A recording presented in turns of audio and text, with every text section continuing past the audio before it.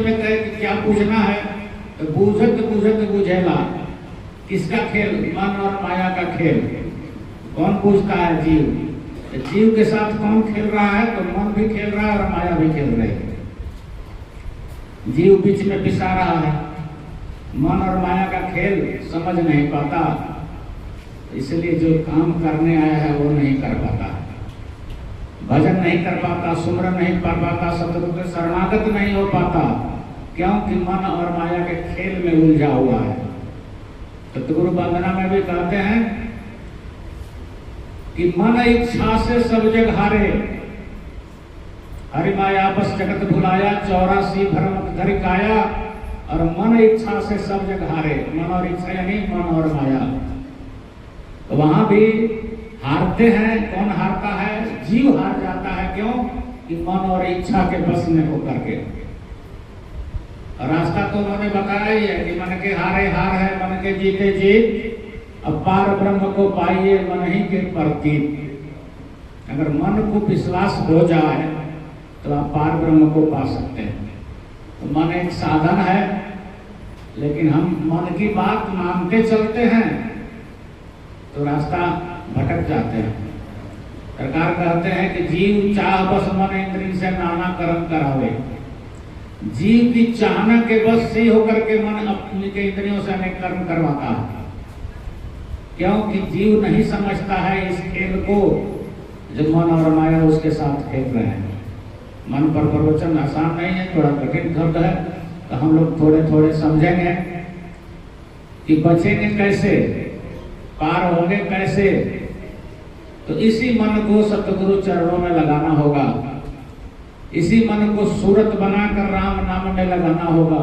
यही मन सूरत हो जाता है। राम नाम में लगा तो सूरत है, और संसार में लगा तो मन है। संसार की इच्छाओं पर आप पर हावी है तो आप इच्छाओं के बस में हैं, भवसागर में हैं, और राम नाम में सूरत लगाए हैं तो भवसागर से पार हैं। तो ये मन और इच्छा दोनों अगर सूरत और चाहना में बदल जाए तो बात बन जाती है। तन ईश्वर के अधीना, जीव सूरत चाह स्वाधीन। सूरत और चाहना करना आपका अधिकार है, उस अधिकार को जानिए और उसको कीजिए। चाहना करिए, सतलोक चाहिए, चाहना करिए कि हमें सतराम जी चाहिए, चाहिए करिए कि हमें राम राम चाहिए, चाहना करिए कि हम सत्संग में जाएं, चाहना करिए कि हमें गुरु भाइयों से भेंट हो, और इसके लिए पूरा भी होगा। संसार की जो चाहना हम लोग करते हैं, इच्छा करते हैं, वो भी पूरा होता है। जा इच्छा धरहु मन माही, तो हरि प्रसाद कछु दुर्लभ नाही। जो इच्छा संसार की होती है, सही या गलत, वो भी पूरी हो जाती है कि हरि प्रसाद, ये हरि भी मन ही है। इसी मन के प्रभाव से संसारिक इच्छाएं भी पूरी हो जाती हैं। तो आध्यात्मिक इच्छाएं, सतलोक की इच्छा, मुक्ति की इच्छा भी पूरी होगी, क्योंकि वह एक है, चाहना है, वो भी पूरी होगी। वो जीव का अधिकार है। आपको सतगुरु ने, मालिक ने दिया है सुब्रत शब्द नाम निज जिन्ना, असमर्थ जीव चित चेतन किन्ना। जीव को मिला है सुरत और चाहना करने का अधिकार, तो उसका प्रयोग अगर करेंगे तो इस मन और माया के चक्कर से निकल सकते हैं। क्योंकि सुने हुए हम लोगों ने कि जाके सूरत लगी है चाहवा, कहे कबीर से पहुंचे कहवा। ये संसार भी रहेगा, ये मन भी रहेगा, ये माया भी रहेगी, लेकिन बगल से निकल के आप सतलोक की ओर बढ़ सकते हैं। उसके लिए थोड़ा मन की सफाई जरूर करनी जरूरी है, क्योंकि पहले से जो है यहाँ विद्यमान काम, क्रोध, लोभ, मोह, मान, मत्सर, वो बाकी चीजों को जगह नहीं देता है। जगह नहीं मिलेगा, राम नाम प्रवेश नहीं मिलेगा, तो सफाई होगी नहीं। इसलिए शुरू में थोड़ा ढकेलना पड़ता है, उसके लिए सत्संग में आना पड़ता है, कुछ सतगुरु शरणम का कीर्तन करना पड़ता है। सतगुरु ने बताया कि ऊंचा स्वर से गान करो तो मन इधर उधर नहीं जाता है, तब प्रेम प्रभु के चरणों में धीरे धीरे लग जाता है। तो शुरू में थोड़ा ऊंचा स्वर देना पड़ता है ताकि सुनाई दे। तो मन में कहाँ अटका हुआ सफाई जरूरी है। अगर वो नहीं होगा तो बाहर के प्रयास काम नहीं करते। जब तक भीतर की सफाई नहीं होगी तो तो बाहर से जितने असली चीज जो सड़ा रही है हमें, जो दुख दे रही है, उसे अगर नहीं हटाएंगे, मन की इच्छाओं को वासनाओं को नहीं हटाएंगे, तो बाहर से जो आवरण डालेंगे उससे फायदा नहीं होगा। एक दृष्टांत आता है कि एक गांव में एक कुआं था जिसका पानी बढ़िया था। एक ही कुआं था। उस जमाने में जब कुएं बहुत कम होते थे तो उसी कुएं का पानी सारे गांव वाले पीते थे, बढ़िया पानी था। एक बार उस गांव के उस कुएं में एक कुत्ता गिर के मर गया। अब उस पानी से बदबू आने लगी, गांव वालों को पानी पीने की दिक्कत हो गई, तो उन्होंने उपाय किया, कुएं का पानी निकाला। लोगों ने सोचा कि पानी को बदल देते हैं, बदबू वाली पानी को निकाल देते हैं, नीचे से नया पानी आ जाएगा, पानी साफ हो जाएगा। उपाय किया, पानी निकाला, फिर भी बदबू नहीं गई। पूजा पाठ किया, फूल पत्ती डाला, गंगा जल डाला कुएं में, फिर भी बदबू नहीं गई। यज्ञ कराए, उपवास कराए, बहुत पूजा हुई, सुगंधित जल डाला गया, इत्र आदि डाला गया, फिर भी बदबू नहीं गई। थक हार गए तो एक संत के पास गए और बताया, पूरी कहानी बताई। ये कुत्ता मर गया था, उसके बाद हम लोगों ने बहुत पानी निकाला लेकिन बदबू नहीं गई। फूल पत्ती डाले, गंगा जल डाला, सुगंधित सामान डाले, यज्ञ किए, हवन किए, लेकिन बदबू नहीं गई।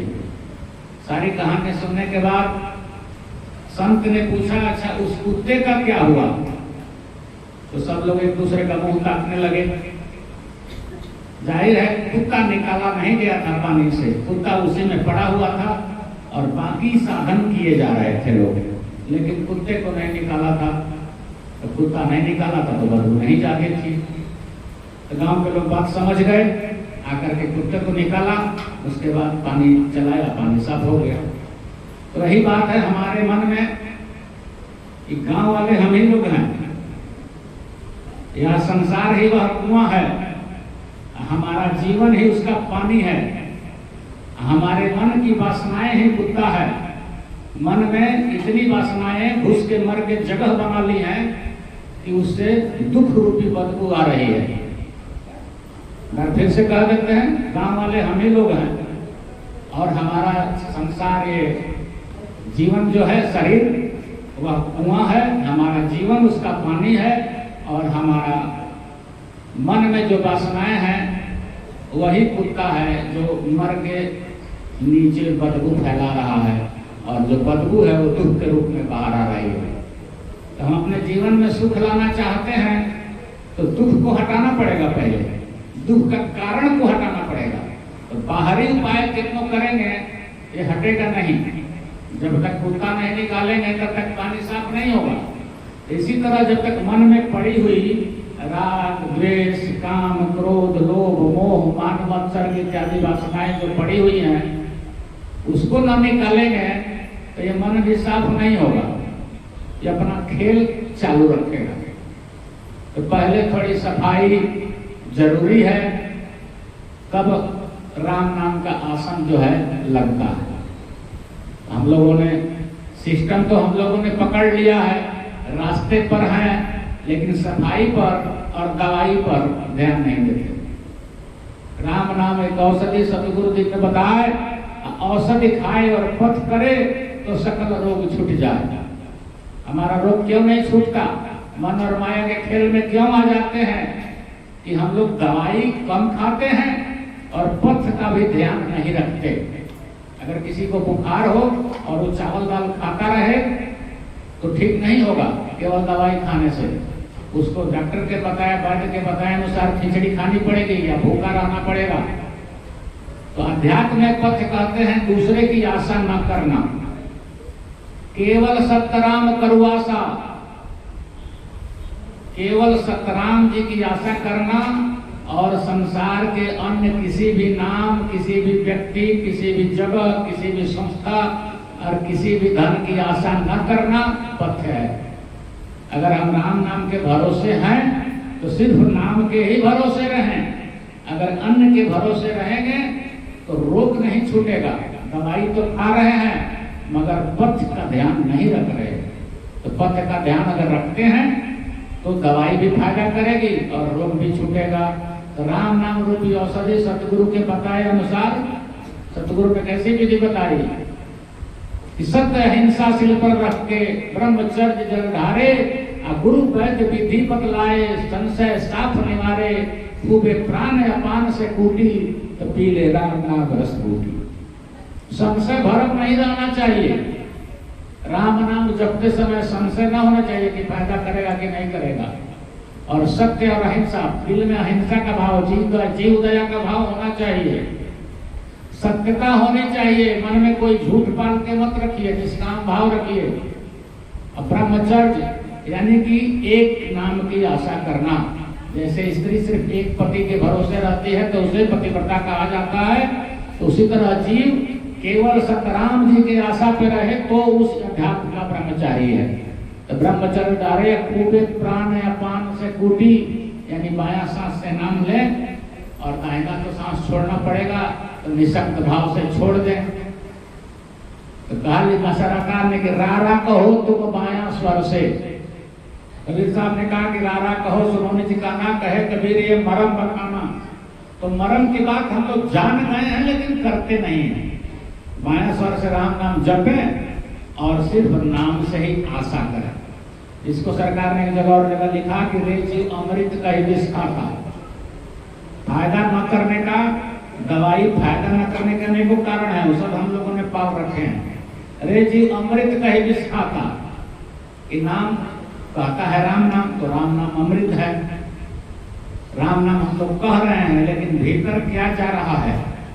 चित्त में हमारा चिंतन किसका चल रहा है? चिंतन संसार का चल रहा है, व्यक्ति का चल रहा है, घर का चल रहा है, परिवार का चल रहा है, नौकरी व्यापार का चल रहा है और अन्य विषय भोगों का चिंतन चल रहा है।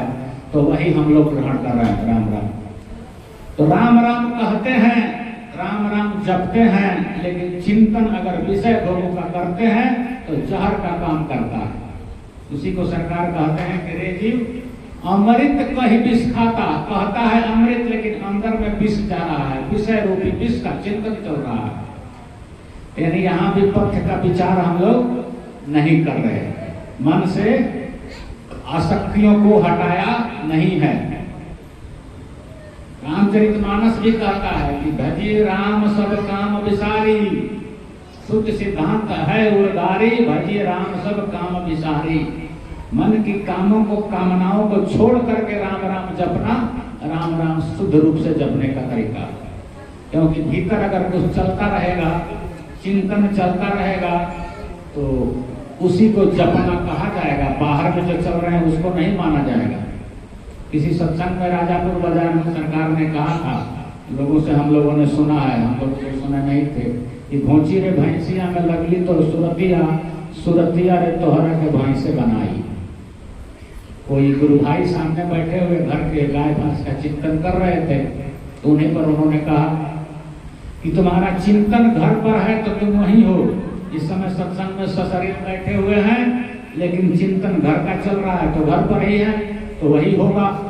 तो चिंता चिंतन चाह नाम के चितो बारंबार हमारे मन में, हमारे चिंता में, हमारे चिंतन में सब जगह राम राम हो, तब राम राम का जपना और राम राम का भजन करना और राम राम का सुमिरन करना सही माना जाता है। मुंह से कहीं और कुछ और कहेंगे और चिंतन में कुछ और रहेगा तो वो सही तरीका नहीं है।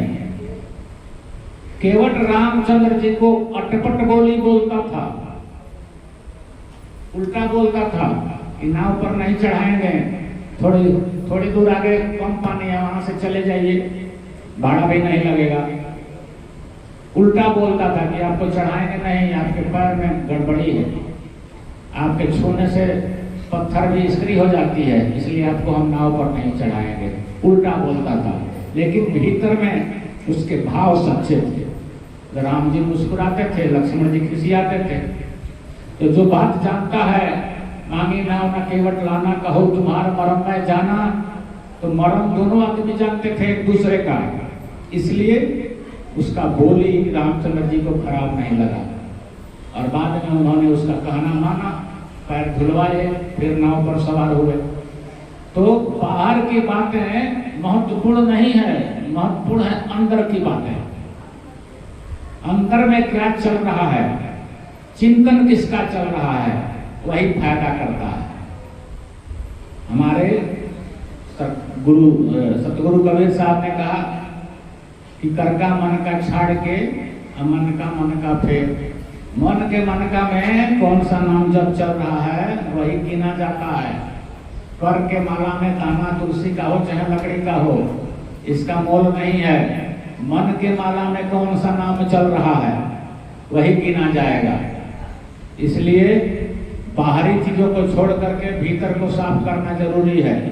मन की वासनाएं, मन के विषय भोग और विषय भोगों की चिंता, इसको थोड़ा किनारे करने में तभी राम नाम फायदा करेगा। और राम नाम उसको किनारे कर भी देता है। उसी को सतगुरु ने कहा है कि पहले राम से जुड़िए, नाम से जुड़िए, कहिए, सुनिए, समझिए, पूछिए और तब जुड़ जाइए। क्योंकि भजन के अनेक तरीके जो सरकार ने बताए हैं कि वचन से, मन से, श्वास से, सूरत से, तो जो चीज आपको अच्छा लगे, जो चीज जानता हो, जो आपसे हो सकता हो। अब पहले दिन कोई कहे कि सूरत हमारी लग जाती है तो ये गलत बात। जब तक मन से, वचन से, मन से, श्वास से, सिलसिला से नहीं चलेंगे तो सूरत वहां टिकेगी नहीं। और सरकार और पारब्रह्म और सतराम जी अंतर की बात देखते हैं और सबके अंतर की बात देखते हैं, क्योंकि सबके स्वामी हैं। माया ब्रह्म जीव के स्वामी सतराम एक अंतर्जामी, अंदर की देखते हैं, बाहर का नहीं देखते। तो भीतर में सफाई जरूरी है, इसके लिए दवाई जरूरी है और तरीका भी जरूरी है, पथ्य भी जरूरी है। इसका ध्यान हम सबको रखना पड़ेगा। सुग्रीव और बाली में जब युद्ध हो रहा था तो पहले वाले युद्ध में बाली ने दोबारा सुग्रीव को पीट दिया। भागे सुग्रीव, फिर राम जी के पास आए कि आपने चढ़ा के भेजा था कि मैं बाली को मार डालूंगा और आपने मारा नहीं, हमको फिर से पिटवा दिए। राम जी ने कहा कि बाली और तुम तो एक जैसे दिखते हो, अब आपने तो माला भी पहनाई थी, बाद में दूसरे में माला पहनाई बाहरी आवरण के लिए। लेकिन सुग्रीव बोले कि बाली हमसे बहुत बड़ा है, देखने में बलशाली है, हम कितना दिन से घर से बाहर हैं, कमजोर हो गए हैं। बाली राजाओं का भेष पहने हुए हैं, हम नौकरों वाला ड्रेस में हैं। राम जी ने कहा कि भीतर से तुम दोनों एक जैसे ही थे। तुम सुग्रीव को मारना चाहते थे बाली को, और बाली तुमको मारना चाहता था। तो दोनों के मन में तो एक ही बात चल रही थी, तुम उसे मारना चाहते हो, वो तुम्हें मारना चाहता है। तो दोनों का मन तो एक जैसा ही है, तो दोनों अलग कैसे हुए? हम बाहर का तो देखते ही नहीं है, किसका ड्रेस कैसा है, कौन मजबूत है, कौन कमजोर है, हम किसके लिए आए हैं वो बात की बात है। लेकिन हम देखते हैं तो भीतर का, भीतर से तुम दोनों एक जैसे थे। तुम भी उसको मार रहे थे, वो भी तुम्हें मार रहा था, तुम भी उसे मारना चाहते थे, वो भी तुम्हें मारना चाहता है। तो दोनों का मन एक जैसा हुआ, इसलिए हमको फर्क समझ में नहीं आया और हमने बाण नहीं चलाया, क्योंकि ईश्वर अंदर का देखते हैं। अगले दिन प्रतीकात्मक रूप से सुग्रीव को एक माला पहना के भेजा गया और राम जी ने बाली का वध किया। लेकिन उन्होंने साबित किया, बतलाया कि हम बाहर का देखते ही नहीं हैं, हम सिर्फ अंदर का देखते हैं। अंदर में आपके क्या चल रहा है उसी की गणना करते हैं, उसी की गिनती होती है। क्योंकि जो आप चिंतन करते हैं, जो सोचते हैं, वही माना जाता है। सरकार ने अनेकों जगह लिखा है, रे जीव रामे नाम विचारो, आपके विचार में भी राम नाम हो, केवल मुंह में नहीं हो। मुंह में राम राम तो दिन भर होते रहता है, लेकिन विचार में कितनी देर रहता है? जितना देर विचार में रहेगा उसी को माना जाता है, उसी को गिना जाता है। क्योंकि चिंता तो हरिनाम का तुझे न चितवे दास, और तो जी चिंता जो करे तो परे काल के फांस। तो हमारे मन में वासनाओं के लिए जगह नहीं होनी चाहिए, विषयों के लिए जगह नहीं होनी चाहिए, राम जी के लिए जगह होनी चाहिए। हमारे चित्त में, चिंतन में, सोच में, विचार में, अभ्यास में, बोली में, सब जगह नाम होना चाहिए। हमारा विश्वास नाम पर होना चाहिए, हमारा प्रेम भी राम नाम पर होना चाहिए, हमारी सूरत भी राम नाम में होनी चाहिए, हमारी आशा भी राम नाम से ही होनी चाहिए। केवल सतराम करो आशा। सतराम पंथ का सिद्धांत यही सब है। क्योंकि करते तो सब लोग हैं, सत्संग में आते बहुत लोग हैं, भजन भी बहुत लोग कर रहे हैं, फायदा बहुत कम लोगों को हो रहा है। तो कहते हैं हमको भी 10-20 साल हो गए, कुछ खास फायदा समझ नहीं आ रहा। तो उसका कारण यही है कि झोला में छेद है। बाजार से सामान खरीदते हैं और झोले में छेद है, घर लाते लाते रास्ते में कहीं तो गिर जाता है। तो झोला छेद है, यानी कि मनों में विषय वासना की चिंतन चलता रहता है और उधर से निकल जाता है। इसलिए सारे छेद बंद करने पड़ेंगे, सभी का मरम्मत करना पड़ेगा। और उसका दवाई एक ही है कि सतगुरु की बात को मानना, सतगुरु की बात को विश्वास करना और सतगुरु के बताए अनुसार ही काम करना। अपना तरीका नहीं लगाना चाहिए। सतगुरु ने कहा है कि सुख आसन में बैठो, अब तुम आंख कान मुख बांधो, मेरुदंड सीधा कर राखो, जीभ तालु में साधो, रामे रामे करो जपान, चाहे सूझे ना सूझे। कहा कि रीढ़ की हड्डी सीधा करके बैठिए। आप कहेंगे कि हम लेटे लेटे भजन कर रहे हैं, 3 बजे भोर में हम कर लेते हैं सोते सोते में ही। नहीं होगा। अगर ऐसा होता तो कोई तरीका बताने की जरूरत नहीं होती। वो कुछ और बताया है उन्होंने। श्वासों से भजन, जिससे उठा नहीं जाता है उसके लिए है, जिसको बैठा जाता है उसे बैठना चाहिए। इसलिए अपना तरीका काम नहीं करेगा। अगर अपना तरीका काम करता तो संसार में गुरु की जरूरत नहीं पड़ती। कोई किसी को गुरु नहीं बनाता, कोई किसी को गुरु नहीं मानता, अपने अपने तरीके से सब पास हो जाते हैं। इसलिए तरीका हमेशा सतगुरु का, सत्य अहिंसा सिल पर रख के ब्रह्मचर्य जल धारे। तो तरीका जितने भी उन्होंने बताया है उसी का पालन करना पड़ेगा, तभी हमारा काम चलेगा। यहाँ राम राम का भजन होता है, जय जय जय सतगुरु शरणम, जय जय जय सतराम शरणम, कुछ लोग चुप रहते हैं, नहीं काम करेगा। जब हो रहा है तो समूह में शामिल हो जाइए। अगर आप ट्रेन पर बैठे हैं तो ट्रेन जब रुकती है तो आप भी रुके हैं, ट्रेन जब चलती है तो आप भी चल रहे हैं। ट्रेन के भीतर चलने से आप जल्दी नहीं पहुंचेंगे, इसलिए ट्रेन पर बैठे हैं तो बैठे रहिए। तो सतराम बाबा द्वारा निर्धारित ट्रेन में हम लोग आप लोग जो बैठ गए हैं तो बैठे रहिए, विश्वास कीजिए चल रही है, आप लोग एक दिन पहुंचेंगे। लेकिन बैठने का भी तरीका होता है, टिकट लेके बैठा जाता है। यानी राम नाम दाम लेकर के